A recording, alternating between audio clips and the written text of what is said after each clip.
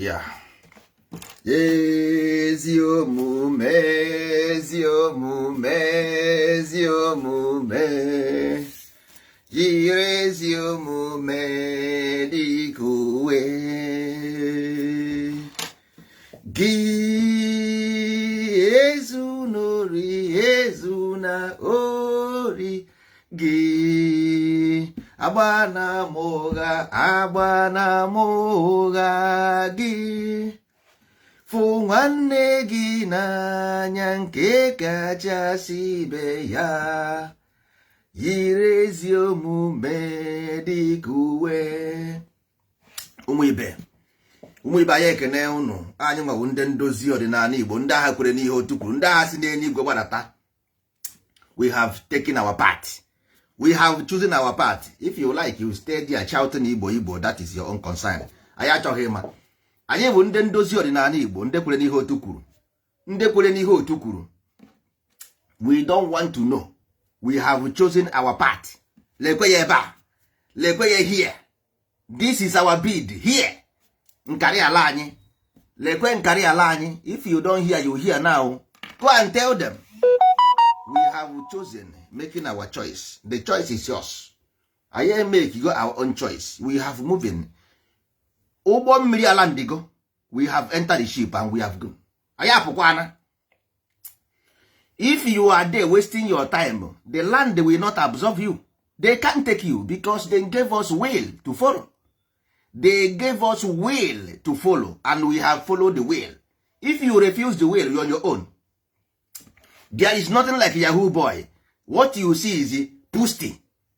What you see as Yahoo boy, they are prostitute. Nothing like that. Stop fooling yourself. Sodomy and Gomorrah is already in your hand. They are telling you, people are killing their father for ritual. They want to be like Yahoo boys. They are prostitute. Nothing like that. Your land is in Sodomy and Gomorrah now. There is no good body in the land. No good. N'ime obodo Sodom. N'ime obodo Sodom. N'ime obodo Sodom. Onweghị onye dị nsọ dị na ya. Enweghị even your mother, even your father. Ha niile etego mpụ. They smell stinky. We have making our choice. Ọdịnala Igbo, we are going to bring you the real one nna anyị nyere anyị. What they gave us in heaven. Look at it here. They gave us this in heaven to follow the will here on earth, to be able to reap the benefit of the land. You rejected that will. What is happening? All the whole businesses will leave you and go. They will go to Asaba and go to Lagos to trade. All of them will run away and leave the land. The land will become Soweto, ghetto. Igbo land will. How did New York, what do you call Chicago, become ghetto? How did South Africa become ghetto? How did all these things happen? How did Somalia spoiled? This is what is going to happen if you don't look back. Somebody told you witchcraft and demonology is a culture. Where and when? I want to know. In Igbo cosmology, Dibia is not neither culture, nor religion, nor tradition. Dibia is healing. Dibia is under healing. It's a healer. Never culture, never tradition, never religion. But today, somebody will come and say, it's our culture. Which culture? Which one? When did the medical doctor become a tradition? When? When did the medical doctor become a tradition? Then I'm here. You don't have your way. You don't have your way. Tell me one single thing you know about your ancestors. You don't know. Somebody will come to Facebook and begin to say, this is Amadioha, and this. What type of nonsense is that? Did I tell you? I just give you. Did I ask you? I am only expressing myself. It's your social media. You got to go. So you don't come here and tell me Amadioha. If you fear Amadioha, good for you. Go and do whatever you like. This is my choice. Goodness, contentment, honesty, and love. Ezi omume, ezi omume, ezi omume. yiri ezi omume. Ị gaghị abatanwu n'ime otu a. For you to bịara ihe ndị otu kwuru, you must swear. Ị ga-ekwu na ezi omume, ezunori, agba na ama oge, ịfụnanya, ọ bụ ihe nyere anyị ama mba ala, not Anambra. Ha nyere anyị ama mba ala. Ezi omume, ezunori, agba na ama oge, ịfụnanya. Ime ha anya na this land, the land will be bless you. If you go against this will, this land will pursue you. You will not reap anything. Your children, pusti, ha na-ara n'otele. Ha na-agba akwụna akwụna otele. Your children na-agba akwụna akwụna otele na ana gị, na your own father's land.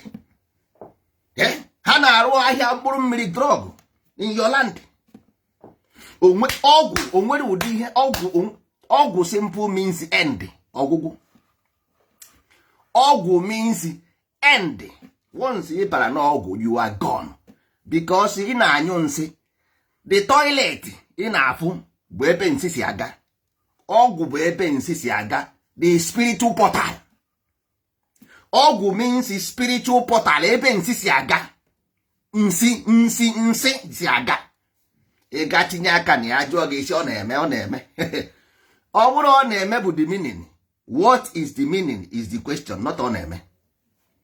Not ọ na-eme ka ihe bụ nsị. What is ọgwụ? Ọgwụ bụ nsị. And you are going to toilet to bring nsị. Iti ikosi ọ na-eme. Nsogbu adịghị. Ọ na-eme, mana the consequence here bụ na you will become that. That is the oath. Ịma ihe otu kwuru. Ịma ihe otu kwuru. Otu kwuru na itinye ha n'aka ịbụrụ ya. Ọ ihe ọgwụ na-arụ, ịmaghị. Nwanne ịba ha ịba ana. No way out. Next life you will come here and begin to shout, hey, they slave us. Who slave you? Light is off. Agbanyụọ gị ọkụ n'isi, agbanyụọ gị ọkụ. Onwere onye ji ibe ya n'ụwa. I can prove it to you 100 million years time. Nobody is holding anybody. Onweghị onye ji mmadụ. No, mmadụ ji onwe ya. Mmadụ ji onwe ya n'ala, enweghị onye ji mmadụ. You are just using Facebook to deceive your own self. Nwanne, enweghị onye ị na-edeceive n'ụwa. Mkpụrụ ọbụla ịkụrụ ka ị ga-aghọ. Ihe ọbụla ịfụrụ onwe gị n'ụwa bụ ihe imetere. O metere buru. Ihe ọbụla ịfụrụ onwe gị n'ụwa bụ ihe imetere. You don't even have your own education to educate your own children.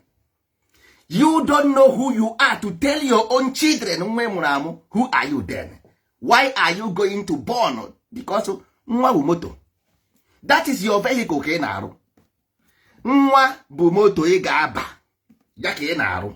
Enweghị ihe ịkụzieri ịba n'ime ihe tọ. Ịmaghị. Flight will never ever fly without compass. That is fact. A ship will never ever sail without a compass. It's a fact. Ịrụsịa nwa is a vehicle your spirit ga-aba. Itinye ha n'aka n'ọgwụ, your own is end. Ọgwụ go. It is finished. You are gone. All of 90% of you etinye aka n'ọgwụ. Your generation is gone. Ịmaghị. Nkịta efu na street kedu ihe meji maya chen? Kedu ihe eji maya nkịta chen? Enwere reason why. Kedu ihe ewu? Ịma ihe bụ ewu? Ịmara ihe bụ ewu? Ịbụrụ onye Igbo na. Ị na bụ onye ịbụrụ onye Igbo ma ihe bụ ewu. Ịbụrụ onye Igbo ịmara ihe bụ ọkụkọ. Enwere ebe ifuru egbe na-ebu ọkụkọ na-abụghị n'ala Igbo. Why? Enwere ebe ọzọ ijere ifu nkakwu. Enwere ebe iji ijere ifu ebini mmụọ mgbi. There is a reason for that. Nwanne ndị mmụọ ezoghị ezo. Ndị ọ na-atụ gị egwu ibu onye. Ndị mmụọ anaghị ezo a na-atụ gị egwu ibu onye. Ha anaghị atụ mmadụ egwu. Ha nọrọ onwe ha. Ịghọtago? Mana mmadụ nọkọtara sị na ihe ọ ga-eme bụ ije kpawa nwa agụ aka n'ọdụ. Onye akpana nwa agụ aka n'ọdụ ma ọ dị ndụ ma ọ nwụrụ anwụ, onye akpana nwa agụ aka n'ọdụ. Enwere ihe a na-ewepụ n'anụ were eri anụ. Ọgwụ dịbu adị, ọ dịbu adị, ọ dịrị adị, ọ dịfu ọ ga na-adịlịlị. Ị ga-akpaba ya aka. Enweghị anụ obodo ifuru na-akpa ọgwụ aka dị ndụ. Enweghị anụ obodo ifuru na-akpa ọgwụ aka dị ndụ. Ịbịa na Facebook etinye ọgwụ. Ịma ihe ọ bụ? That is witchcraft, demonology, ọ ihe ọ bụ. This is what you are using to train your own children. You have the consequence of that, man. You might have even email. That's why that your life in a be or to a candle magnadi. Enweghị onye n'ime unu ga-arụ bicycle. Boris, ị gaghị arụnwu Boris because agbanyego gị ọkụ n'isi. Spirit will life force. Spirit will human life force. Ebe aha ka ndụ si aga. Ị gakpa ya aka ọkwụpụ gị n'ọkụ. Ị gakpa ya aka ọkwụpụ gị n'ọkụ. Nwanne onye furu otele nna ya nekwe ihe mere Ham ka nna ya ṅụrụ mmanya. Ham je kpọọ ndị mmadụ si ha bịa chiba nna ya ọchị. Ị na-apụta na Facebook na-agwa ndị mmadụ na nchikere ụwa na-enwere ihe ọ dị mma ya. Okay? Na-agwa ndị mmadụ na nga iwu nna ana m agwọ ntara agwa imo ị na-agwa chikere ụwa na-enwere ihe ọ dị mma ya. Nsogbu adịghị. Ịgwasịa ya ọ ga-agwa gị na enwere ihe ndị nwa dị mma ya na ọnya nwe gị. Ịghọtago? Ọ sị gị ezi omume ezinori agba na ama ụgha ịfụnanya. Achapụ echi ka echi chere onwe ya. Hapụ echi ka echi chere onwe ya si ebe aha pụta. Si ụzọ aha pụta, ụzọ adịrọ ya. Your children are dying today because ha jere n'ọgwụ.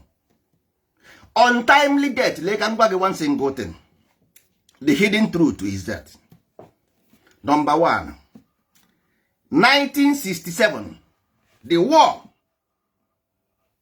is premeditated war. The war was premeditated because there was something wrong in the land, untreated wound in the land. Those people fought through the war. None of them were born in Igbo land. Igbo land was trying to remove from the founding father. That is why the war was fought. Not because of anybody. The land premeditated the war. Nobody else. With reason. Now let me tell you how. Those people who meditated the war, Mbammiri, Benue, all those places you call, remember, your language have been already tradition already removed, replaced with church. Everything. Emesigo. Oya ko juwe set ye that ogo. Oko say everything ke bido ko dis over. You got that?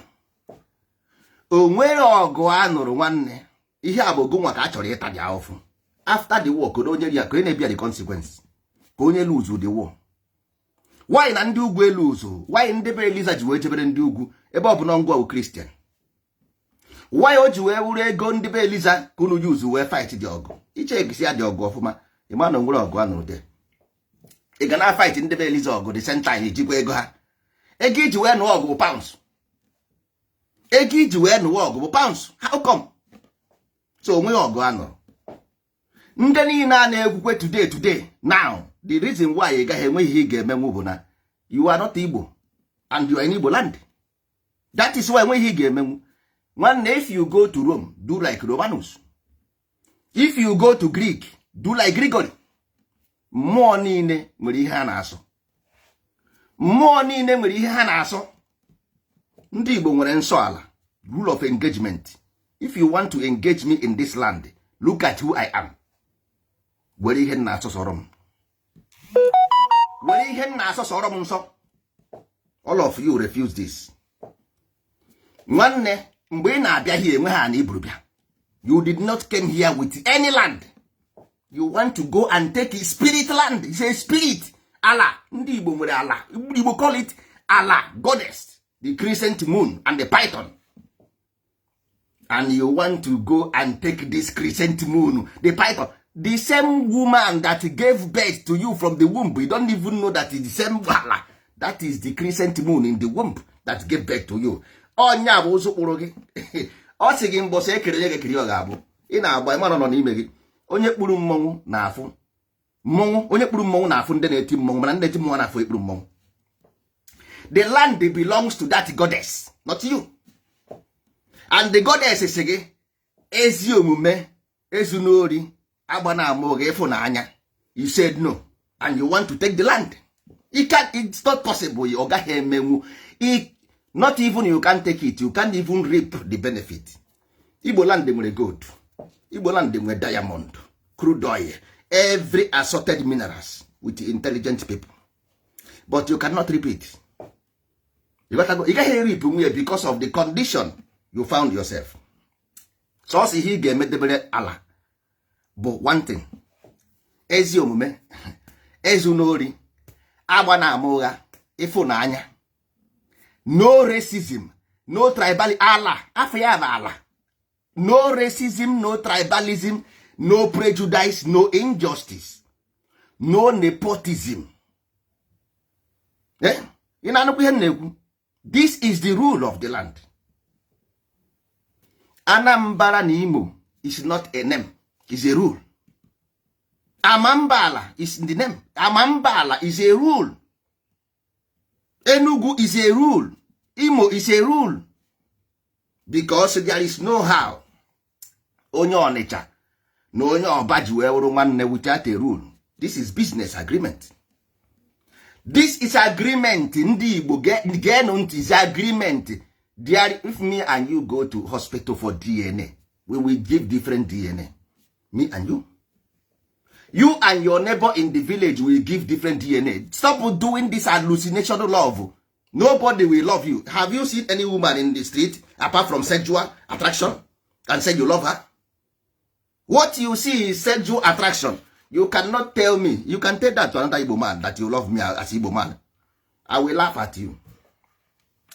If you tell it to me, I will laugh you because I know now maybe even a problem of head. Women, 1967 Garago, go to hospital and ask any psychiatrist, after a war, any woman that witnessed a war will have a trauma. Their ovary will become weak and their ovary will produce anxious. Their ovary will produce anxious. All of them, any woman witness a war. This is a weapon of war.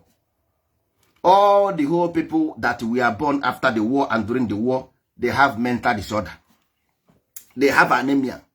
And this anemia will produce incapable of pregnanting woman. Liver failure. Breathing problem. Heart disease. Tuberculosis. Anemia can cause a lot of diseases. Most of these women that witnessed the war gave birth to 70 to 80% of children of today. Most of you from next generation will not pregnant women. And your women will not produce any ovary. Unless now is the time.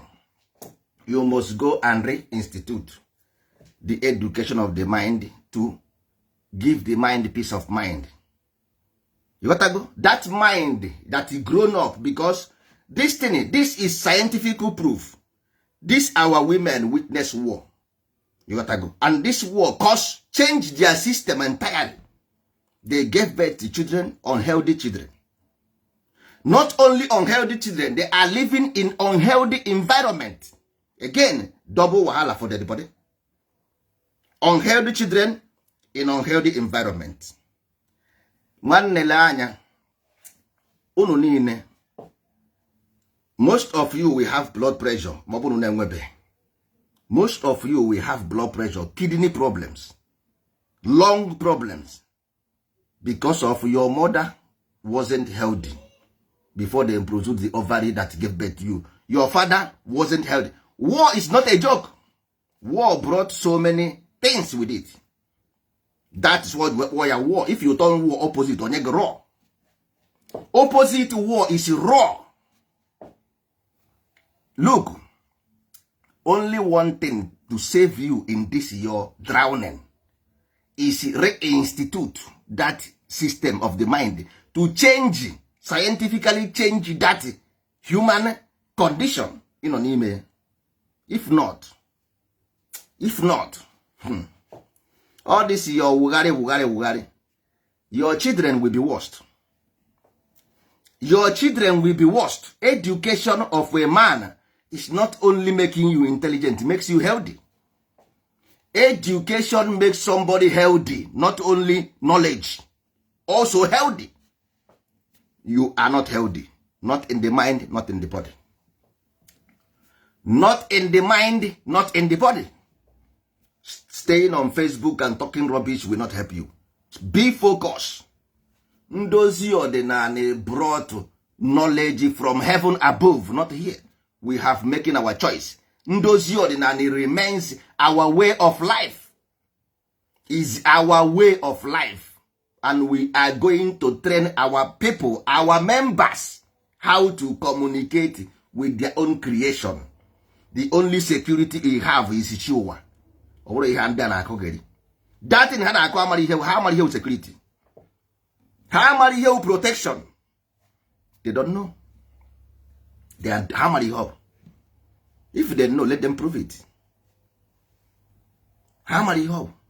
Where is the law? If you before you talk about Igbo land, what is the law being given to you by your ancestors? Where is the law? Ordinal means ordinal. You, your way of life, your way. Where is your way? Because it's preconscious mind.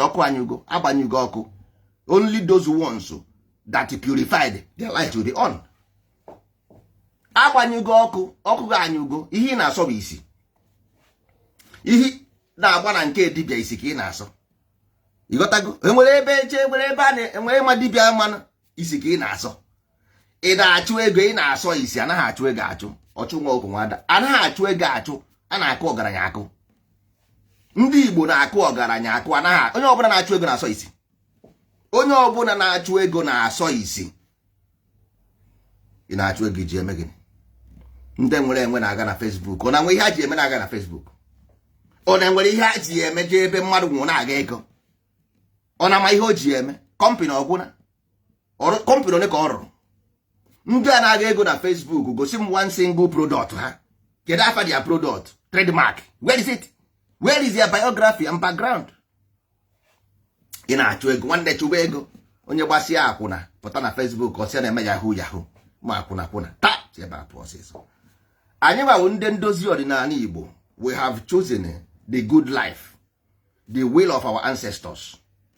No demonology, no witchcraft, no racism, no tribalism, no nepotism. No, we don't. No. I am. I know I am here. Ezi omume ezinụlọ agba na ama oge ịfụnanya. That is the way. And those people we will live together. Anyị ga-arahụ ụra n'ala Igbo. Anyị ga-ebi n'ala Igbo lahụ ụlọ ọfụma. Sleep in peace with 2 eyes closed. With our 2 eyes closed, we can build where we live. I will tell you. We will build where ndị ndozi ọdịnala Igbo only, nobody else. So anyị ga-ebi the whole village. So anyị nwa. We don't want to go to city and live with you. Oh, what? Which city? Eba, this place. Na-esi isi. Ọrụ ọgwụ ọrịa ọrụ. Nwanne, you go to China or New York, you see there is no smoke, and then say here is there is contaminated. There is contaminated. How clean it is? As not contaminated. Mazieziri opi work more Lagos. Jizie Lagos mara. Iba na-ekwu na New York, China si na ha dị contaminated. Jizie Lagos mara ma opi work ma Onitsha. Ebe ọ bụ na New York dị contaminated. Ma Beijing dị contaminated. Nwanne anyị ga-aga n'ime ọhịa. The last ọhịa in Igbo land. Nwanne nye anyị ya. Anyị ga-ame ya ruo ya Japan. Anyị tiri n'igwe brata. Anyị ga-arụ ya ọkwụrụ. No imported. We don't import. No imported. Anyị ga-arụ ya ọkwụrụ without any import. Watch and see. Ọ ga-eme gị n'anya. Nna anyị ha kpụrụ ihe niile n'ụfụrụ n'Igbo okwu. Onweghị nke ha gụrụ ego. No imported. Everything Toast and Show discover in Igbo ukwu, there is no imported in it. So anyị ga-eme ihe a gwara anyị ka anyị ga-eme. We have already become one in the flesh and the body. God and the man have become one in the name of Ndozi Ọdịnala. We have become one in the flesh of Amadioha the creator. Anyị awụrụ go to n'ime mmụọ. Oriri dị asọ ka eluigwe n'ụwa ji emekọrịta. Chukwu na mmadụ abụrụ otu, ndị nọ n'eluigwe na ndị nọ n'ụwa na-emekọrịta biọma wee bụrụ otu n'ime mmụọ. Anyị na ha na-emekọrịta. bụrụ otu n'ime ihe anyị gwara anyị ka anyị na-eme. You can reach us. We don't do witchcraft nwere anyị ji eme. Demonology no, but we have the knowledge of building. Anyị na-arụ, anyị nwere knowledge to build. Enweghị ihe demonology enwere ihe eji eme, enwere ihe eji arụ. Ya nse get out, tufuo ya. Witchcraft enwere ihe eji arụ is evil. We know what it is. It's evil. Ihe anyị nwere bụ knowledge to build. Anyị ga-arụrụ kasịa ihe anyị nwere. Can you use plan to compare witchcraft? You get to plan compare witchcraft? No, but the plane is a craft. Plane is aircraft. Why? You see? So you can't. Ihe ọjọọ na ihe ọma enweghị mmekọ. We accumulated the knowledge of good. And do I get where raw phone, raw TV, raw machine, raw motor, raw plane. All knowledge of good ka ejiri ya. Ọ bụghị evil knowledge. Ị na-achụ ego. Chụwa ego nwanne chụwa ego. Anyị ga-agwa gị na ọ bụghị ego na-eme ya. We will prove to the world that Amadioha is only. Anyị ga-egosi ndị mmadụ. We will prove to them that Amadioha is the ever living for us, not for them. Nke ha na-emere ha ọfụma. Anyị ga-egosi ha ka anyị were ya nwale, ka anyị were ya tụlee who will build the best. That is how your God look like. Ihe ịrụrụ ka chi gị rụrụ. Ihe ịrụrụ ka chi gị rụrụ nwanne. Ọ bụrụ na enwere ihe ịrụrụ no buying and selling ka chi gị na-eme, chi gị onye nkịtị. Chi gị na-eme buying and selling na onye nkịtị. Kedu ihe chi gị na-arụ? Kedu ihe chi gị na-arụ? Ndị Igbo nwesịrị, ndị Igbo rụsịrị kpọọ n'Igbo ka ọ gwụrụ. Ndị Igbo rụrụ n'Igbo, ọ sị gị chi ụwa gị. Ọ sị gị chi ụwa gị. The technocrats, the scientists, Ibru bi ụwa. Kedu ebe ọ dị? Where is your scientist? Kedu your own scientist? Because ọ dị. O jere onye ọbụla nke ya n'ụdị n'ụdị. Where is your own scientist? Yeah? Kedu your scientist? Ọ ihe anyị bere ebe anyị ga-agwa gị ya. We will tell you the scientific part of you. Ị nwere ọjọọ nwee mma. Nwanne ọ dị ụzọ atọ. 3 persons in 1 person. And the 3 in 1. Everybody bụ ya. Ịtọ n'ime otu dị ngozi. Everybody nwere that thing. Ha dị ịtọ n'ime otu dị ngozi. Kedu ihe mere your own? Ịbara n'akụkụ. Ịghọtago. Ndozi ọdịnala abịago na ya abịago. Anyị dozisi ọdịnala anyị ga-eresie ndị China, resie ndị Europe, resie ndị Yoruba, resie ndị Hausa, and they will buy ejihe. Nwanne ejihe ọjọọ anyị isi. Enwego onye ifuru kpiri chuga na ọgbụpụ. Enwegoro onye ifuru ikpuru chuga na ọgbụpụ. Otu arụ wee si ekwu na Igbo man converted to Islam. Otu a ka a ga-esi na-ekwu ya. Na onye a convert go to ọdịnala. Onye a convert go to ọdịnala. That is how it will happen. Nwanne anyị nwere info eji amụnye ọkụ n'isi. Onwe onye a ga-asị ka amụnyere ya ọkụ n'isi ọjọọ. Onwe onye akpịrị chuga na ọgbụpụ. Anyị na-amụnye ọkụ nke ime mmụọ. Kedu onye na-eme n'ụwa? Ọ dị few. Only few people can do that. Ịmụnye ọkụ nke ime mmụọ ọkụ a na-acha. The only spiritual power. Ịmụnye ọkụ nke ime mmụọ. The only spiritual power, not by from prophet, not by from dibia, not from anybody. Only ọkụ nke ime mmụọ gị will protect your spirit from evil spirit. Only one thing that can do that. Nothing else. Nothing else. Enweghị. Only thing that will protect any human being bụ ọkụ nke ime mmụọ from spiritual force. Only ọkụ nke ime mmụọ. Anyị ga-amụnye ọkụ nke ime mmụọ na isi ndị kwerenu. O nwere ihe unu ga-afụ na Bible asị ọkụ dị gị n'isi, ọkụ dị gị n'isi, ọkụ dị gị n'isi, ọkụ dị gị n'isi. Ọ Pentecost, ọkụ dị gị n'isi, ọkụ dị gị n'isi. Anyị ga-amụnye ọkụ n'isi anyị. Wee ngwa unu na mmadụ 10 nwere ọkụ n'isi nwere ike ị na-achị mmadụ 1 million. And rụọ ọrụ ha paradise ha ebiri n'udo na ọṅụ. Unu na-ahụ a na-asị St. Peter, St. Paul, St. Michael, St. Jude. Ọ ndị mụnyere ọkụ n'isi ka ha bụ. Nwere ihe ọzọ. Nwanne ndị Igbo gosiri ịgba ndụ abụrụ ije na ihe apịrị apị na-agba ndụ mba. A na-ekwu gị na chi onye na chi ya. Ịgba ndụ bụ onye na chi ya. Asị gị onye na chi ya so na egwu a na-atụ ya. Ọ bụrụ ije na ihe apịrị apị jee ebe a na-akọ gịrị. Egwu gị onye buwara isi. Onye na chi ya egwu anaghị atụ ya. Onye na chi ya. The only thing that will save you in life bụ that na ọkụ nke ime mmụọ. Ọ ihe a na-akpọ ọdịnala Igbo. Ọ bụrụ ọdịnala Igbo, ọ dị ya n'ala. Thy will that means ịmụnye ọkụ nke ime mmụọ, because ọnya mụnyere ọkụ nke ime mmụọ. In the beginning there was a explosion, ọkụ wee chaa. Out of this explosion light comes out. Ọnya maka a na-ekwu mee ihe n'ime mmụọ, do it in between. Na-emenụ nke a na ncheta nke m, meenụ nke a na your memory. Do this in memory of me. Ọkwa ya gwara unu. In the beginning there was explosion. Ndị Igbo si na mbụ ihe nwere bụ agbara bụ explosion n'onu bekee. Agbara gbaa power, ifuzie mkpụrụ aka ise. Na mkpụrụ aka ise ga ka o si wee gụpụta ya ezi omume ezu n'ori, agba na amụghị ịfụnanya wute Amadioha. Na-ekwe ka ọ na-acha ọcha, ọ bụ aka gị dị ọcha. Ọ sị gị debe m ọcha, biko keep me clean. I want to live inside you, please keep me clean. Ọwụkwa na eju debe m ọcha, the consequence will be aga m achụ gị n'ụlọ. Aga m achụ gị n'ụlọ. Ọkwa omene achụbeghị unu n'ụlọ. Ichere mgbe akwapụrụ gị na land, mba, achụọ gị n'ụlọ bụ ịma ọkụ agbakọ anyị ugo n'isi gị. You cannot do ordinary politics, ihe ụmụazị. Ordinary politics bụ ihe ụmụazị nwanne. Politics bụ ihe ụmụazị. Lele politics ihe ụmụazị. Facebook abụrụ politics nwanne. Facebook abụrụ politics.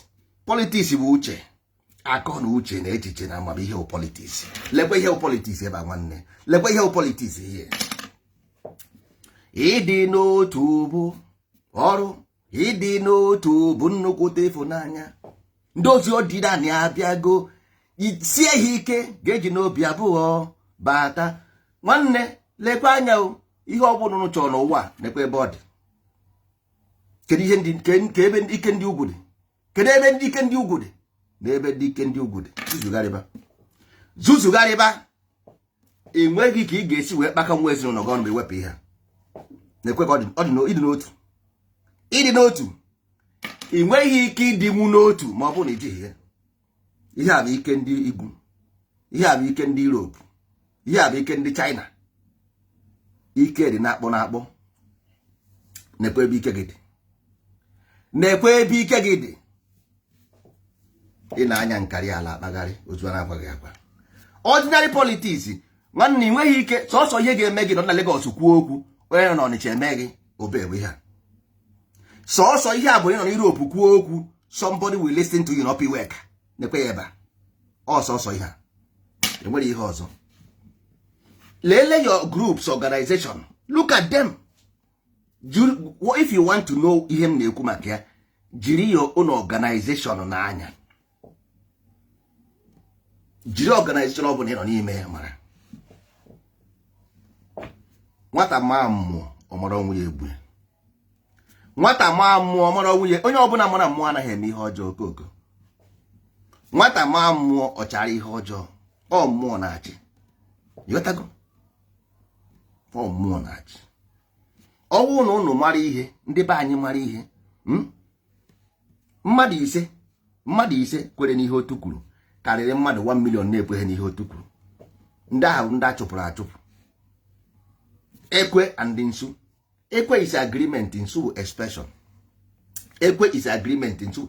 Ekwe nsu ọchụba gị. Ekwe nsu means diọkpara. Ọkụma diọkpara na-azụ akụ n'ụba nna ya. Diọkpara na-azụ akụ n'ụba nna ya kwụnụ ma. Oke bụ oke ọkpa na oke ọkpachie. Oke ọkpa. Diọkpara means oke ọkpa, ya bụ ekwe nsu. Mgbe ọ bụ na ị gbara Amadioha mgbe okpuru. Ihe nna akọ, ekwensu God of war. Nna akọrọ onwe unu. Ekwensu mesie gị ihe. Ekwensu mesie gị ihe. Ọ gwa gị na ihe o ji pụta ụwa. Na ọ na-ekpe ekpere. Ka ọ na-ekpe ekpere ka ndị ọjọọ na-abịa. Ka ọ na-agwọ ha dị ịba. Ekwensu na-ekpe ekpere ka ndị ọjọọ na-abịa. Ka ọ na-anyụ ha anya. Na-anyụ ha anya. Because aka ọrụ ya. Ọ dị ọkpara ka ọ bụ. Ịghọtago? So ọ kaara ụnụ mma na ndozi ọdịnala nwanne were ihere na ụnọ afọ. Anyị si n'enye igwe bịa. Ị nwere ihe anyị nara gị. Na ọ bụ debe iwu nna gị ka ihe nna gị nyere gị wee ruo gị aka. Debe iwu nna gị nyere gị ka ihe nna gị nyere gị wee ruo gị aka. O nwebeghị ụdị ọkpara m fụrụ n'ụwa ma nwa ọbụla nupụrụ isi na be nne na nna ya, nna na nna ya ga-enye akụ na ụba ya. Enwebeghị. Nwanne enwebeghị. Anyị ga-ewepụ the fear from you. Anyị ma the fear ebe ọ dị. We know where the fear is located. Anyị ga-ewepụ ya. anyị ma ihe ji gị ụjọ, anyị ga-ewepụ ya, anyị ga-ewepụ ụjọ aha n'ime gị. Don't worry. Okwu ihe Ofuchukwu ahụ, okwu ihe Ofuchukwu ahụ, ọ ya ka onye ọbụla na-akpọ, hapụ ihe ndị a na-akọ. Ihe mere bụ na onye ọbụla nwere ka o si debe, asị na nkụ dị na mba na-eghere mba nri. Lekwa anya, Adam akarịa nkụ. Mgbe ahụ Adam lahụrụ ụra, nwanne nwekwa ụra Adam lahụrụ. Ihe omeni bụ na akara Adam nkụ, ewepụrụ mkpịsị ngụ ya. Mkpịsị ngụ bụ ngụ ya, ngụ bụ nkụ, ihe nnụnụ ji efe, ọ ihe mmadụ ji efe. Ị na-aga iji, ị na-eku ume, ọ ume ahụ ị na-eku na-ebu gị, ọ ume ahụ ị na-eku ya na-ebu gị iji eje ije. So ume na-ebu plen o ji efe. Akwụpụrụ ofu mkpụrụ nkụ na Adam wakata, ọkụkọ akwara nkụ ka ọ bụ. Egbe bere ugo bere nkịtị ibe ya bara nkụ kwa ya. Ọkụkọ akara nkụ anaghị efe efe, ihe akara gị nkụ. Akara unu nkụ ị na-efe efe mba. Nwanne ife efe gosulu ana ndị asị debe gị, ndị asị gị, ndị asị gị, ndị asị gị, ndị asị gị. Enweghị ndị na-asị gị ka anyị kwere nụ ihe otu gwara anyị mee. Otu gwara anyị mee ofu ihe. Ama igwe, ọ ihe otu gwara anyị, ọ si ama igwe. Ebe a bụ ala na ọ bụ ahịa. Unu bịara ahịa, ị chọrọ ka nye gị precious m, diamonds m, gold m. Ngwa na erichi agreement na anyị erichi agreement. Ama igwe, ezi omume, ezu n'ori, agba na ama ụgha, ịfụnanya, anyị ekwekọta n'ihe otu kwuru. Enya Amadioha enye anyị precious. Some people gaga buru witchcraft bịa si na ha ama ihe ya nwa na ajira mmụọ, anyị na-ahụ na mmụọ. After ka unu jesiri na mmụọ, what happened? Oje na mmadụ eme unu arụ, unu na-eje na mmụọ na nje na mmụọ. Na biko hapụ na those nonsense ka anyị je. O nwere ihe iji nwanne anyị eche ịrụ plan, anyị need witchcraft. Anyị need witchcraft. Anyị need any demonology. No. Since m na-ekwu okwu ebe ka m na-ekwu this thing, o nwere onye n'ime ndị be anyị ga-eboost ihe ndị boost. Ịghọtago? Boost onye ka mfụ mee lekwe ya. Before us there is none. Anyị ji ebe a before anyị nwa, kedu ebe ọ dị? N'eluigwe ka e nyere anyị, Amadioha nyere anyị n'eluigwe, si anyị were gaa n'ụwa wee kpọkuo ndị nke anyị. Ị ga-ahụkwa people, they will become ụmụaka na-amara ihe, jealousy. They will begin to talk nonsense. Ka gasị ndị Christian ịka ha mma, ịka ndị Europe mma, ndị China ha jie ịka ha mma, ma ndị ugwu ngọnụ na-aka ọnụ ọkwa ha na-achị ụnụ ịka ha mma. Ịka ndị ugwu mma ha jikwa ya. Lekwe ya ebe a, jee soro ndozi ọdịnala Igbo ka ị bara onwe gị uru. Ịzọpụta mmụọ ụnụ, anyị ga-enye ụnụ akara aka. Nwanne enwere akara aka, nwee onye ụwa, nwee chi ụwa. Hapụ ihe ndị Facebook a na-akọ, ihe a rubbish. Enwere all those things. The problem is kedu their meanings and kedu their benefits. Kedu their meanings and their benefits to you. Life is yours. Ndụ bụ nke gị. Bara onwe gị uru. Bara onwe gị uru, ịba uru. Ihe anyị nwawo ndị ndozi ọdịnala anyị na-asụ ịba uru, anyị na-asụ Igbo. Anyị gwara unu we are bringing new life. Baptizing. Anyị emego baptist. Ndị ndozi ọdịnala emego baptizing. Ka na-akpọ ibu mmiri. We have baptized in the kingdom of heaven. Anyị na-erikọzi with ndị nọ n'eluigwe. Oriri dị asọ ka ndị nọ n'eluigwe ji emekọ. Anyị na ha na-erikọ every day. Ana m afụ ha, anyị na ha erikọ. Ịghọtago? Kparịkọ nkata. Ha gwa anyị ihe anyị ga-eme, gwa anyị ka anyị ga-esi eme ya. Ihe a bụrụ ọgụ nne na-agbara nwa. Ihe a bụ the holy of holies. Ihe a bụ njem ndị dị asọ, njem ọkụ, the movement of the light. Ọkwa si ya na ọ bịara na Moses and the burning bush. Na ọ jiri burning bush, the holy land. Yipụ akpa ụkwụ gị. When they get baptism, before you be here, you may baptized. You must be baptized to enter the kingdom of heaven. You got to go? The kingdom of heaven is here, the innermost chamber of the realm of innermost chamber. Ebe aha ka obi. Ọ nọ n'ime gị die nwanne na-eti gị go na-ele gị anya sị lego okoko. Na o chebere ya dị smart. Mana ọ mgbe ijeruo ịfụ ihe akọruo egeruo nwanne. Ihe ahụ ndozi ọdịnala. There is no order. There is no order. The holy is holy. The righteous is righteous. Anaghị ekwutie n'ọnụ. Ọ dị n'ime mmụọ. Ọwụ na ị nwere ihe n'ime mmụọ, you will know. Amụgha adịrị ya. Amụgha adịrị ya. Ọ ihe si n'ime mmụọ. N'ime mmụọ gị ka ọ dị. ọwụ nke a na-agwa gị nọ Chukwu nọ ebe nwa ọ nọ n'ime ọ nọghị n'iro, ọ nọ n'ime. And ịfụ ị ga-ama na ịfụrụ ya, gịnị ya ga na-akọrị ka ahụrụ na mmadụ gwara gị nya gwara ihe niile anyị ji nwanne anyị gwa gị ihe anyị ji ị gaghị ekwu okwu. Ọ dị mma anaghị adịghị ekwu okwu na igwe okwu. Ihe anyị ga-arụ na be anyị unu ga-eji anyị ndị niile agha kwuru jọrọ nwanne ebe anyị fụrụ anyị nọmba 1 enwere ihe anyị na-ebu n'obi. Anyị anaghị ebu onye na-enwe ihe obu enwe ihe ọ na-akwafu. Ọsọkwa gị kpọchie anyị ihe niile ịbịakwa echi si bụ mmadụ ezigbo mmadụ ijekwa na line. Isi wee ezigbo mmadụ echi ijekwunye na line nwe onye agụpụrụ agụpụ. Anyị ga-epuruvuru ụnụ, anyị ga-abiudu estate na ala Igbo, estate kpọọ ya ala nsọ, so that ka ị wee fụ n'anya. Ọ ihe Amadioha si anyị mee ka e wee gosi ụnụ n'anya, ka ị wee fụ n'anya. Ọ ga-eme gị ịfụ n'anya ezi omume, ezu n'ori, agba na ama ụgha, na ọ ga-eme gị ịfụ n'anya. Unu ga-afụ ya n'anya ụnụ. Anyị nwa ga-egosi unu how to live in peace and harmony. We will show you people unu niile how peace and harmony is being lived.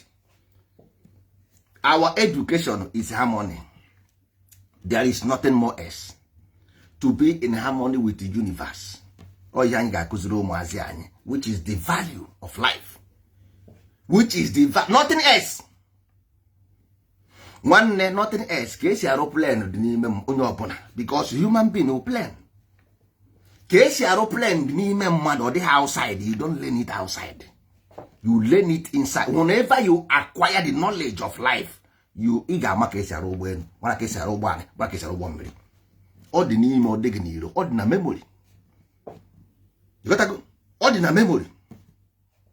Mana ndị be anyị chekwa na ọ bụ igosi akwụkwọ ịgotakọtara plane. Onye gwara gị ikpo ego engine plane before? Have you opened engine plane before? Ọwụ na imepego engine plane, ị ga-ama na ị gaghị agụta nwa ya na akwụkwọ. Ị ga-ama na ị gaghị agụta ihe a na akwụkwọ.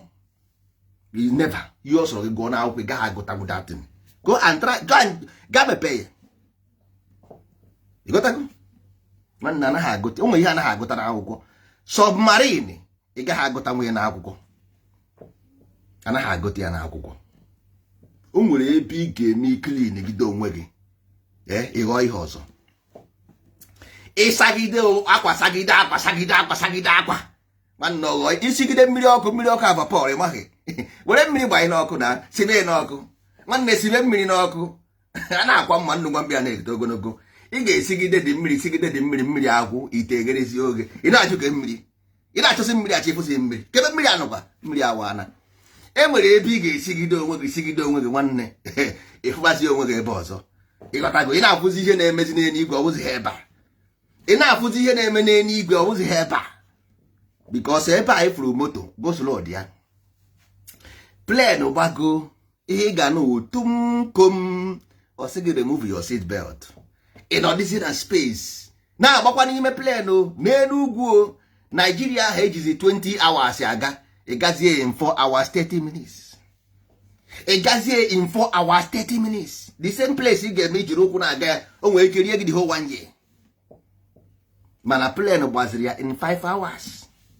Ọ ihe a na-achọ ịgwa gị, the same thing with human being. Nwanne anyị mụnye ọkụ here, anyị mụnye ọkụ here. Nwanne anyị na-arụ electrician, anyị maka esi arụ electrician. Anyị mụnye dị ọkụ, nwanne ịzọ ọ dị ọkụ, inye dị moto ọkụ, wa efu ka o si aga. Ịgotago, ọhịa anyị ji ekwu ihe anyị na-ekwu, anyị amụtaghị ya amụta. Enweghị akwụkwọ ị ga-eje gụta ya, anaghị agụta ya na akwụkwọ. Ndị Igbo daa mara a na-akpọ Nikola Tesla. Ịgotago, ọ sị gị energy, frequency, vibration, then ịbanye na line. Nkwuo n'Igbo nwere ike gaghị aghọta ya, ya ka njikwa n'oyibo ka ịghọta. Energy, frequency, if you develop this energy, ịmụnye ọkụ nke ime mmụọ, then the frequency, repetition of this ọkụ na-agbara may increase that vibration. Ọkụ ahụ mgbe ahụ na-esi mmiri ọkụ ahụ chọkọchọkọchọkọ, ọ na-eme increase the vibration, ọ na-eme until that evapor ọpụsị ya. That thing aja ha nọ n'ime gị ka ọ na-esigbu mgbe ahụ ọ na-apụ, o sigide sipụsị ya. Amadioha achake ọchake wa ifu na ụwa anụ na efuru ihe ahụ ọ goslo ka unu na-agbagharị bụ since unu na goslo. ifu na that unu na-eme since go slow ka unu nọ na ya ọ go slow ka unu nọ ọwụ na ọwụghị ya onweghị ka mmadụ ga-esi wee fụ ụzọ kpọrọ ọhịa enweghị ka mmadụ ga-esi wee hapụ ụzọ baa ọhịa ọhịa ka unu na-aba ọhịa nwanne if I like I don't even call my name anything if I like enwere ihe m ga-akpọ onwe m I will go to that bush and buy land and build and live I will not call my name anything so gị were ụmụada cannot give you anything eze ndị Igbo cannot do you anything what will give you something knowledge you have from your and be able to fuse from those lineage that resonance that is the only thing not to by calling yourself Igbo or Hausa or Yoruba or whatever no the only reason why we are making it ideologically this way is that so that we can be able to help others who are in need anyị chọrọ inyere aka help people who are in need that's all nwanne help nye aka help build the world anyị nwa na-arụ mmadụ that is what we are anyị na-arụ mmadụ we made the human being we will contribute to help stabilize our people's mind we will help to stabilize our people's mind all this is our site na-egbu oge this is our website the site dị ha na ready go there anything na ọbụla ịma because there is only 5 things that may happen to human being mkpụrụ ihe ise onwezi ihe ọzọ mkpụrụ ihe ise ịda ya nwere psychological problem ịda ya nwere body problem ịda ya nwere problem of marriage ịda ma ọ bụ na ịnụhụ nwaanyị ịda na ọ bụ na ịmụta ha nwa finish enweghịzi no more nothing ịda sickness ịda nwa ịda enwe ha aka ọrụ ịda ịnụhụ nwaanyị ịda enwe ha akụ na ụba ọ gwụrụ sọsọ ihe ise nwere ike ime mmadụ n'ụwa onye oyi ọchọkwa ya bụrụ so ihe ise anụnwa we have the solution for it that is human problem where's ihe ọzọ we want to help anyị chọrọ inye aka onweghị mgbe Nigeria ji eme gị anything Nigeria did not do you anything nobody did you anything you are go to mirror and look at yourself who are you ask yourself who are you jụọ onwe gị ajụjụ who are you how did you come to life what brought you to life and the same way you do something in a country and you go to prison life also make people here let it prison nga it wụ nga ụwa bụ nga prison yard so before you see yourself in any condition know that life is premeditated ndị Igbo si na eke mbọsị ekere onye kekere ya ọ ga-abụ mgbe ahụ na-agụ egwu unu pere mpe a ga-asị imo riva imo riva ime ọ bụrụ m tara ụkazi imo riva bụrụ m jebe imo riva ime ọ bụ na ọ bụghị m tara ụkazi imo riva tupu m n'iro imo riva nwunye di mo imo riva na-ekwu ụmụmo imo riva a na-anụ mo imo riva bye no imo riva that means ihe a bụ dị eke orie bụ imo riva that means ekene gị ịghọtago kesia gị wee dunye gị ọrụ mana duto na ị nwere past because ihe ji wee kee gị wụ your past memory because body na afụ human body wụ memory the memory of the past make this body na afụ because mpa gị nyụrụ spam all spam mpa gị bụ ihe kpụrụ the body ka ihe na-akụkwa ịghọtago so and nwaanyị ahụ kpụrụ gị bụ ala nwaanyị means ala goddess ya bụ ala ahụ ifuru kpụrụ gị ịghọtago ọkpụsịa gị agbazie gị sị gị na a ga-atụnye gị na mmiri na-akpa nwa ịghọtago so ọhụrụ nọ gị zuru because ihe a na-akpọ disi Imo River ụkazi eriri ụkazi wee rie ejeke ọfọ ịghọtago eriri ụkazi ka ejeke ọfọ then ọhụrụ nọ ngụ nwa jeje because ọfọ bụ ihe ndị Igbo ji wee kwe na ya ịghọtago ndị Igbo ọfọ ọjị bụ ihe ndị Igbo kwere na ya oke mgbe ha na-asị na onye okenye si ya ji ọfọ nwaanyị si na ya ji ọfọ ịghọtago so kedu onye tụfuru ọfọ nna ya kedu onye tụfuru ọfọ because ọfọ bụ ihe nna gị desara wee nwụ that means tradition culture religion all those things were ọfọ ọbụghị osisi so kedu onye bụ onye aha wetere datin tisiri dị ọfụ? Unu niile na onweghị onye mazini. But mgbe aha ị gaziri na n'ime afọ nwaanyị, ọ ya bụ ridim aha na-akpọ nwa ahụ, ridim aha na-akpọ nwa egwu na-akpọ dị nwa imo imo imo imo riva imo imo imo, ọ dati akpa nwa ahụ bụ imo riva. So ọ bụrụzie nọ ngị tara eriri ụkasị ahụ, ịpụtazie hie ịtọ maka na ngị tara eriri ụkasị, ngị tofuru datin, ọ ngị jere kpọta ndị iro bịazie bata n'obodo. Yotago. So derekwa ahụ na ịma ihe ị na-eme, oji ikwu ọnụ gị aka ịma the consequence of ihe ị na-eme. Ọ ngị tariri eriri ụkasị, eriri eji eke ọfụ kekọrọ igbo ọnụ, ọ ngị tọgara ya mebie ya. Enwere eriri eji eke ogiri, enwere ihe mere eji eji eriri ahụ eke ogiri. Ihe ọbụla ndị Igbo na-eke eke, enwere ihe ndị Igbo ji etinye mma n'uko, enwere ihe ndị Igbo ji amị azụ na ngịga, enwere ihe niile aha bụ information they kept for you. But somebody else ga-abịa ọ na-asị ụnụ ihe nna anyị mere bụ ihe ọjọọ, we have banned them. Ijirigo anya okenye ji afụ ụzọ na onye agha na-ekwu okwu ahụ odoge ya na onye a nwere psychological problem. Kedu ka mmadụ ga-esi wee sị na ihe a na-eme ya? Nwanne, onye ọbụla ekere n'ụwa nwere his own assignment, everybody. So if something is doing you, what does they have to do with Emeka? Onye na-enwebeghị o wepụbeghị ihe dị ya n'anya na-asị na family a is with their problem is caused by their ancestors. No. The person who gave birth to that man is the problem of that man, because the earth itself is God. So o nwere ihe onye a mere jie ka anyị change the way we interpret this nonsense. Let us change this nonsense. This interpretation of this their Bible and this interpretation of Igbo omenala, this is nonsense. O make no sense in this life. Very simple. Na ntọala Igbo chapter 1 verse 1 says, in the beginning was Agbara. Simple. In science, prove it that Agbara is an explosion in science. Out of this explosion appears light. This light is amụma mmiri, egbe eluigwe gbaa. Agbara bụ egbe eluigwe, which is still happen till today. Once egbe eluigwe gbara, the next thing ifo the light, but we can know the sound of the egbe eluigwe later after the light, because o tego ọgbara ọkwa after the light ka ọgbara egbe eluigwe ahụ agba na before the light, but ị ga-eleta si nuzie because no ọgbara far place. You got that? So but ndị be anyị na-enwe misinterpretation of just ihe na-agasasị ha isi. Life brain doesn't need these contaminated diseases. They are contaminated disease. Aka gị dị ise ine ya anyị ga-afụ na ọgbara pieces. Ifu na ọgbara pieces, ọgbara pieces ine ọbụ aka gị anya asa akara aka onye na-edu ya. Akpụrụ gị n'ime afọ, onwere ma anya gị ọngị tinyere anya, ọngị tinyere ntị, ọngị tinyere eze, ọngị tinyere amụ, ọngị tinyere ọtụ, ọngị tinyere ike.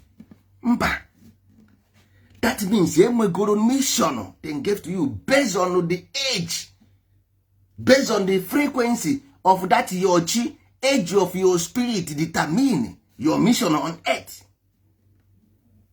Ọ dị ka ịnyagide moto kwụsị, mbọsọ ọ bụla ị bịakwara buruko moto ahụ ebe ahụ ịpakịrị ya ka ị ga-esikwe move. Enweghị mgbe moto ahụ ga magic pụta ebe ọzọ. Ịghọtago? So ọwụ na chi gị dị 10 years ị nwụọ, ịpụtakwa ụwa ọzọ ị ga-eburukwa chi ya ha dị 10 years wee move go moto. Ọsọkwa gị gaa eri ebe ị gasịkwa eri, ọwụ na moto ga ahụ move an inch because enweghị ọkụ. This life ibiri 100 years is useless. Chi ga add one single value n'ime, or add one single value. Nwere ike be 100 years 200 years without light. That means chi ga add 1 year until munye ọkụ, oil munye ọkụ, chi ga ebido count ba. Mbọsị ịmụnyere ọkụ ka chi ga ebido count ba. Ọwụ na emunye ọkụ, chi ga agaghị count anything. And then nwere ike every chi only need 5,000 years to live here, because see your hand of 5 God. So multiply 5,000 years before you leave this earth. You gotta go. So ị ga-agụgide before ị gụfee ya. Ọ ga-afịa gị ahụ. You got that? So ndị be anyị aghọta ịgba na ndị this our people self man. Nwanne unu efuola ọhịa taa, unu efutọọla ọhịa. Jos nwebe na obi aṅụrị na ndozi ọdịnala bịara. Echenjie this your mindset. Oh zero. This mindset wu nsị pụtọpụtọ. Chi gị nekwa anya n'aka gị, ọ na-acha ọcha. Ọ bụ aka gị na-acha ọcha. Chi gị nwere age to leave this place. Hapụ these pastors, hapụ ndị fada, ndị a bụrụ ihe nna gị gwara gị. Let them, those people who know about it, do it. Your own bụ na onye na chi ye. Your own bụ onye na chi ye. Ọ bụ na ị chọrọ ịrụ something to make your life more easier. That is what is called technology. It's nothing. Only thing you want to add something that will make your life easier. That is what we call technology. Science simple means knowledge. Nothing more, nothing else. This knowledge is only when you fuse. You use education to push yourself up. That's all. So where you will have this knowledge is inside the archive of the earth. Not in classroom. Not in classroom. You cannot have them in classroom. You got to. So if we own na emunyezi ọkụ n'ime mmụọ gị, then anyị na-apọmpụsị dị ọkụ otu esi eme ka asị ha ijeje karol mgbe ahụ ọkụ ha na-abara etizi until dị ọkụ achabazi ọfụma. Anyị ga-enyezi gị the protocol you have to follow. Follow this protocol, then you will be seeing the result by yourself. You will be seeing the result by yourself, not by from pastor na-akọ to jaw nonsense nwanne nwere akụkọ na-akọ dị. Ọ kakwara ụnụ mma. I'm just being honest with you. Ọ kara ụnụ mma, ịghọtago? But nsogbu adịghị. Anyị nwabụ ndị ndozi ọdịnala. Onye nụ ya ka ọrụ ibe ya. Anyị abịago na anyị abịago. We have chosen our path. Ndị ndozi ọdịnala, our way of life na-ekwe ya. Nwanne, kedu ebe ọ dị? Ebe ihe adị nwoke mbịa ihe. Ịhụrụ ya? Ịhụrụ ya? Ịhụrụ ya? Ịhụrụ ya? Nwanne, we have chosen our path. Anyị bụ ndị kwere n'ihe otu kwuru. Anyị kwere n'ihe otu kwuru. So onweghịzi ihe ọzọ. We have chosen and we have why apụọ now. And we will teach our people how to connect with the creation. Then our way of worship, practice what we preach. We will be having events. Na-agbasa ozi ọma na-eje. Anyị abịaghị ịgbasa ozi ọma Amadioha. Onye anyị bịara. Education, borderless education. Hausa, we have it. Because they must know who we are. Yoruba people must hear from us our own story. Benin people must hear our own story. Ejo people must hear our own story. That is not a story of what they said about us. No. Our own story being told by us. Story of Agbara as explosion. Story of Amadioha as electromagnetic force of the universe. Story of Chukwu as the strong force. Chineke as the weak force. All these things as in science. Proof. Tested and verified by science of today. So, this is not one stick in the village. No. He said we come in peace and we will peace will remain. Only ndozi ọdịnala Igbo guarantee peace. Peace everywhere. Coexistence with Hausa, with Yoruba, because it's ezi omume ezinori agbana amụghị ịfụnanya. It does not violate any religion. Because we want peace. The foundation of our belief system is ethic. Ethic brought peace. That's all. Ezi omume ezinori agbana amụghị ịfụnanya covers every religion, every tribe, everything. We are the only one people that said no tribalism, no prejudice, no injustice, no racism. Only people that says it. We. So we know how to sell ourselves to the people. Because what we have is more greater. But when you begin to talk about all this nonsense and witchcraft, I don't know what are you doing. What are you trying to achieve with that? You want money? Yeah? What are you trying to achieve with that nonsense? If you want to be a herbalist, Dibia is a herbalist. Go and learn how to do herb. Go and learn how to do herb. Then you sell medicine to people. Good. Stop this witchcraft. Doesn't make any sense. enweghị uru ọ bara, and enweghị uru ọ ga-abara gị, because you will become that witch. You will become a witch. Ighọrọ oke amochu, ighọrọ rubbish, ewu ọkụkọ, ihe ị ga-aghọrọ later. Ịnwụọ, you turn to that. Your children will come here again and begin to pour blood everywhere, telling people that they are on a men. One biko, we want to a better life. If not because of this ogu, that is where they are punishing you today in your land. The gods are not happy. Igbo bụ ihe eji ama atụ. Igbo iru dị mmadụ ọmụ ịtụ mbọ. Igbo means savior. Igbo means savior. I can prove it anytime, any day, anywhere, scientifically and otherwise. Igbo means savior, the only way to life itself. One day we will have seminar, and I will use board scientifically to prove. Okay, website I didn't ready. We will have a quiz. Then I will show you why I say Igbo the only source to life. Ojuwe ya Igbo. Because ọ na-agbọ agbọ. Igbo na-agbọ agbọ. Ọ mmiri ọkụ. Ọ na-esi esi ọ na-agbọ. Ndị a na-akọ akụkọ. You have the best. You don't even need to talk too much. You just have to prove it, because you have knowledge, wrong information, and you are behaving wrongly. You behave wrong because you have wrong information running into your head. Igbo is pure humanity. Pure humanity, equity, justice. That is who you are. You brought civilization to life. You make a human being understand the nature of existence. You made it possible. You build the pyramids. You build obelisks. You build natural law. Rule of law you see today was created by your fathers. You brought rules and regulation to life. You brought political power to life. You brought economics, finance, everything. But you just want to do evil. You start this war. You started this war, even though as I'm still telling you, you still doubting, your land is still burning, and your children still going into this pusty nonsense. They are being intoxicated. They have been as you. If you die, you will come and live inside those your children. Ask that. Have you asked yourself what is the meaning of that ilu proverb? Have you ever asked yourself you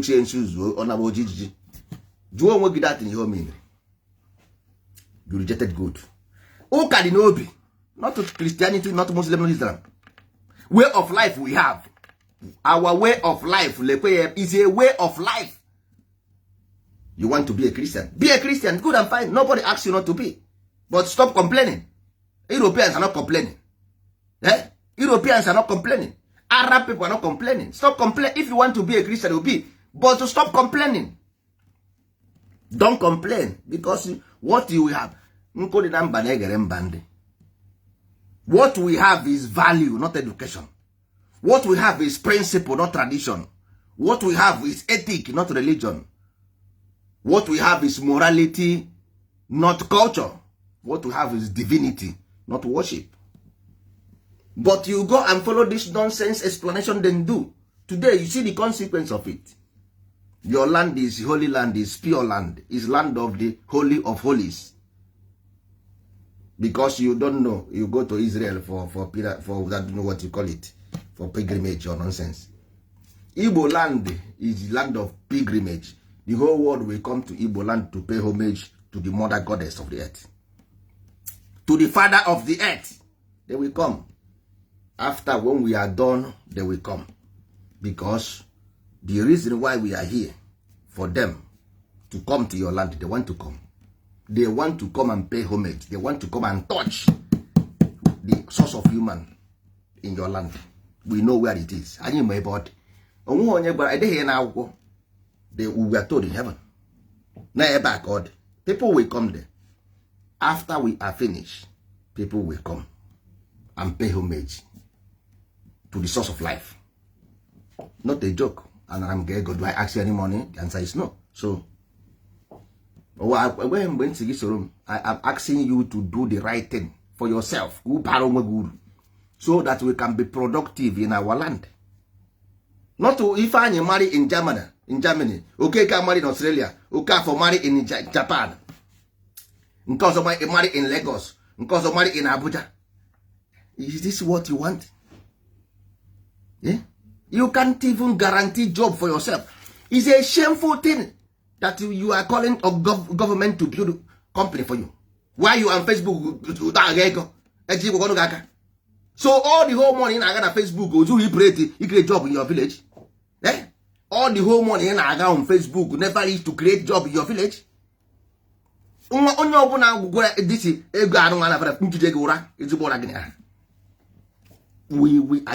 Our guarantee to any our member is job.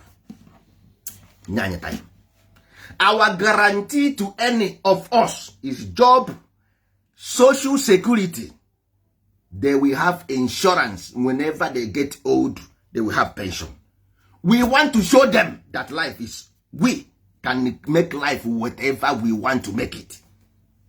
And that we can make ordinary because we have it in the law of our land that we must protect the laborers. Ordinary our law that we must protect the laborers is there, and we must do so because they told us to do so. No one must be paid. The reason why we are asking our people to follow this way is because number one, you will know akara akage bodere. Number two, you will be employed based on what you brought to life, the value you brought. Number three, you will be covered. Bob a problem, you will not pay. Number four, if you owed, you will get paid. That is what we want to do based on our ndozi ordinary, not to based on government. Ndozi ordinary ka anyị ekwu maka ya. This is what ndozi ordinary have by Amadioha has said so that anybody that keep these rules and regulation will not lack anything. We are doing this based on because as now ineme fa ndị abịrịba so ineme fa manigogbo. Ineme fa manigogbo. If you give me ezi omume ezunori agbana amụ gị fụnanya, me, I will give you job, I will give you pension, I will give you insurance. If you sick, you go to hospital. I only ask you one thing. Ezi omume ezunori agbana amụ ga ịfụnanya. Enweghị asị m gị je egbuo mara asị m gị je nwụọ. Also, if you cannot understand the simple sense, then you are senseless. That's the